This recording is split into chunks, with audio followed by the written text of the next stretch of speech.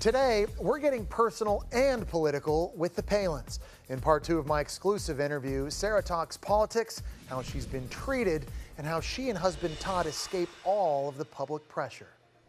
It's no secret, there have been lots of highs and lows in Sarah Palin's life. One of the highs?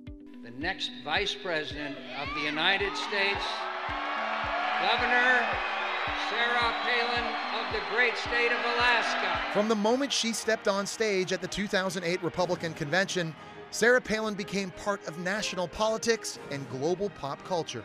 What were you most unprepared for, you think? That's a great question. I don't think anybody could have warned me that my experience, my gut instincts would be ignored so much on the campaign trail and even afterwards. If I had to do it all over again, I'd have fought back a hell of a lot harder.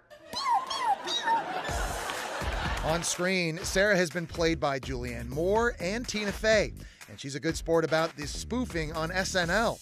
But Sarah says Sacha Baron Cohen harassed her when she appeared on his Showtime series, Who is America?, thinking she was actually booked for a program to discuss veteran issues. He tried to set me up to say very homophobic things and racist things, and there's not a homophobic or racist bone in my body. Finally, I took off the mic. First time I've ever done this. Stood up, left. Of course, I'm just thinking, man, I think I just got punked. As much as she relishes some aspects of life in the spotlight, Sarah says living in a fishbowl has also been dangerous and scary. We've had stalkers who've moved up to Alaska for that sole purpose is to harass and intimidate. Yeah, that hasn't been a fun aspect of fame. Despite the intrusions, the Palin home has been a true retreat. I was gonna say, this is one of the coolest toys I think I've ever seen.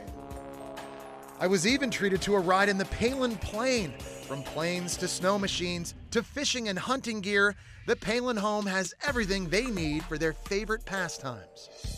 I know you're both avid hunters. What's your position on gun Even control? more than being an avid hunter, and I'm an advocate of our Second Amendment. We already have strong gun control laws on the books. It's a matter of law enforcement making sure that those laws are followed.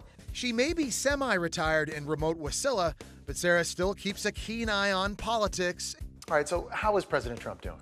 I'm very thankful for the Trump movement. There was a candidate in the field who fit the bill to win that election. He's saying the things that need to be said. Do you agree with the way he says it?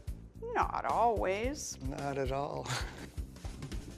Sarah did endorse Donald Trump, but says she wasn't invited to participate in the president's campaign.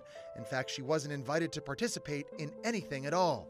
Not to the convention, nor election night, nor inauguration. And as if to add insult to injury, the Palins were not invited to John McCain's funeral either. Despite that, Sarah only has good things to say about her former running mate. I think he should be remembered as an American hero with the hell that he went through, physically and mentally, in service to our country. And you invoke that as a reason to dislike him or to try to discredit him, and I'll defend him as aggressively as I'll defend my own kids. If you could go back 10 years, would you do it again? In a heartbeat. I wouldn't even bat an eye. I'd say, yeah, let's go do this, but let's do it right this time. Sarah says she has not ruled out running for political office again, but whether it's as a candidate or in the private sector, Sarah says she definitely sees herself doing something to influence society in a positive way.